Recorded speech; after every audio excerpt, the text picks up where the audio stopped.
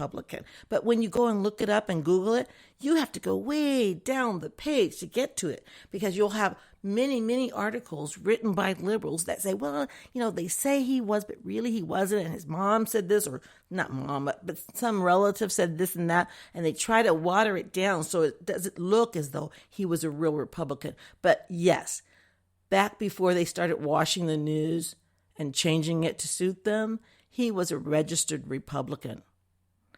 And I was really floored how far down I had to go. It's just like the massacre in Opelousas. I mean, a long time ago, when I first started going on the internet, I read about the massacre in Opelousas, and that's where I think it was 300 white Democrats slaughtered, massacred 100 black and white Republicans in Opelousas, Louisiana, because of the sin of trying to get blacks to vote.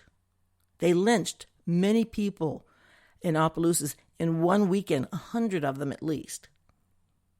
But now when I go and research it, it's not at the top. At the tippy top, they don't even mention what parties they belong to. They say racist white people came and killed all these black people.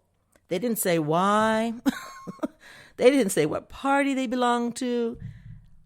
They didn't say anything. They selectively revised actual history.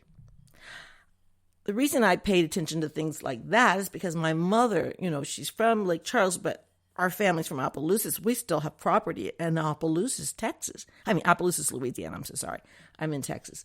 But yeah, it was really, when you research things, you got to go way down now, because they won't tell you the real truth, because they want you to believe a lie. And that's why it seems like I'm a little hard on the Democrats. I did have a nice Christmas, though. My daughter and her boyfriend got me a new microphone. So now I can have guests on my podcast. And I've been inviting people, and it's going to be pretty good. And I'm looking forward to that. But I felt kind of guilty because they're both Democrats. And I'm like, aw, that's so sweet. You got me a new microphone. I go, maybe I'm a little hard on the Democrats. Maybe I won't be so hard. Nah. My country's too important.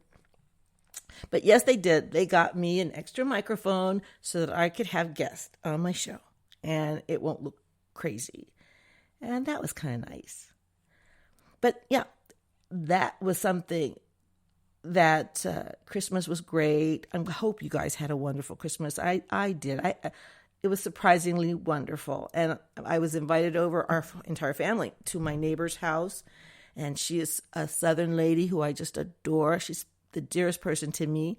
And she was wonderful. I mean, when we moved back here, now I have to tell you, I'm in an interracial marriage. I don't think that's right, really, to say, because we're really all one race, the human race, but I'll say interethnic or whatever. Anyways, and so when I came back to Texas, I had been in California for 26 years. I was kind of used to, not getting any stares or anything. I still haven't gotten any, or at least I just don't pay attention. But when I came and moved back here, we bought this piece of property, and we were staying in an apartment while we were waiting for them to build the house. And I have a very sinister looking black Camaro, and I'm driving it slow, passing my property, going, oh, when are they going to start building the house? When are they going to start? And I would get so anxious. And this lady who would, sometimes be outside, or she was bringing in groceries, she was looking at, and you think about it, I was in this dark car, and she didn't know who was inside, and I thought she might think I'm casing the joint, or however they put that. And so I got out, I parked the car, I got out, and introduced myself to her. And she was very kind, very Southern, very sweet, and she invited me in for tea. Very shortly after that, she invited me and my husband to her house. She invited all of the neighbors over to meet us in a welcoming party. Yeah, it was one of the kindest things that anyone has ever done for me. I still get a little teary-eyed when I think about it, because I didn't know all my neighbors in California. And here I had this new neighbor who didn't know me from Adam, throwing a party for me and my husband. And we are still very close and even closer, and she's an awesome human being. I think I'm going to have her on my show because we could all learn a lot from her. I won't say her name because I know she likes her privacy, but that's how you treat people. That's how people are supposed to be treated.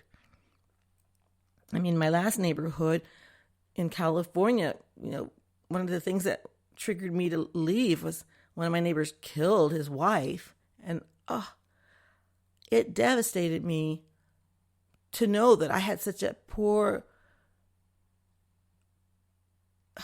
It was just devastating.